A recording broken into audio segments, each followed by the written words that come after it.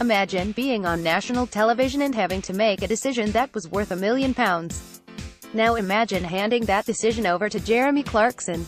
It sounds like some clammy anxiety dream you might have the day before a life-changing job interview, but it isn't. This Saturday sees the first in a 7-episode run of 20th Anniversary Who Wants to Be a Millionaire specials, and it's almost certain that, for some poor sap, the unenviable scenario above will become reality.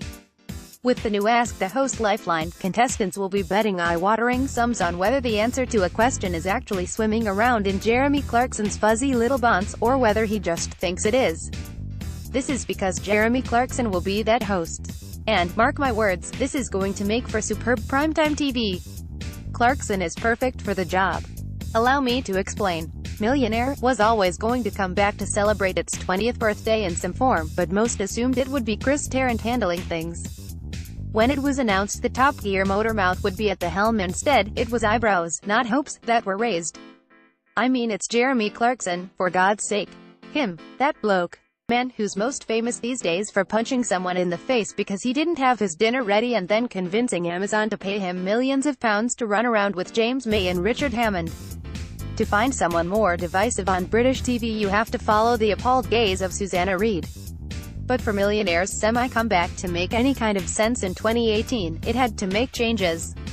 Big ones. The introduction of a new lifeline is all well and good, but it's hardly the boot to the bottom rejuvenation the format needed. Who Wants to Be a Millionaire was crying out for a new angle. An injection of compelling, addictive, can't-look-away hate-watch potential. Enter Blandman. Enter Jeremy Clarkson.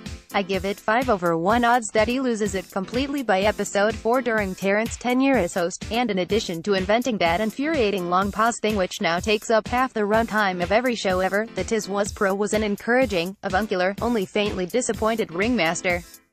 Even when some feckless dolt-headed duck on a question about what color oranges are or something, remonstrations from Tarrant were relatively gentle. This was before Anne Robinson made the media personality being an ass to the general public trope fashionable, and certainly before Simon Cowell hoisted his belt buckle up between his nipples and weaponized it. They were mean by design. Tarrant wasn't. While it's highly unlikely Clarkson will be ostentatiously cruel for the sake of it, you can't imagine he'll be anywhere near as patient with a gormless contestant as Tarrant. This new Millionaire will basically be a study of an extremely wealthy man who thinks he knows everything becoming increasingly incensed by poor people who've had the temerity to come on a quiz show to demonstrate that they don't. You can almost see the vein of swallowed rage throbbing in Clarkson's temple. His forehead will be pink, chapped and sore from face palms by the end of the first episode, and I give it 5/1 odds that he loses it completely by episode 4.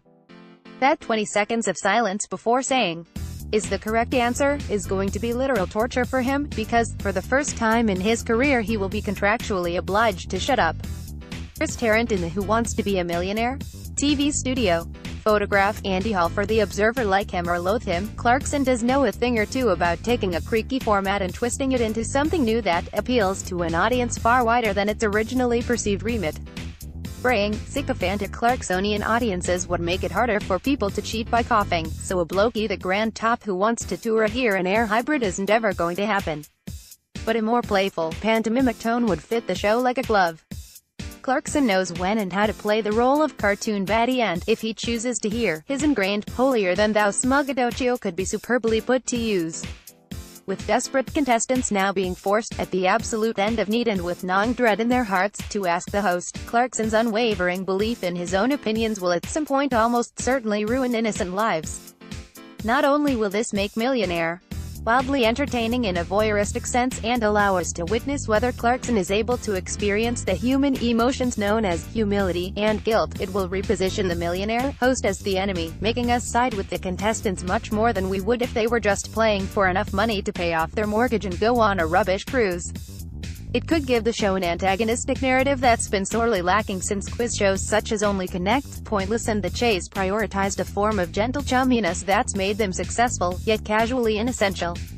Let's give Who Wants to Be a Millionaire its villain. And let's agree that, if he chooses to run with the idea, Jeremy Clarkson is the ideal man to portray that heel, in all its punchable glory. In fact, the only person better suited would be his sometime nemesis peers, I know Donald Trump Morgan. But perhaps the producers agreed that this would be taking even hate-watching a step too far. Who Wants to Be a Millionaire starts on Saturday at 9:15 p.m. on ITV.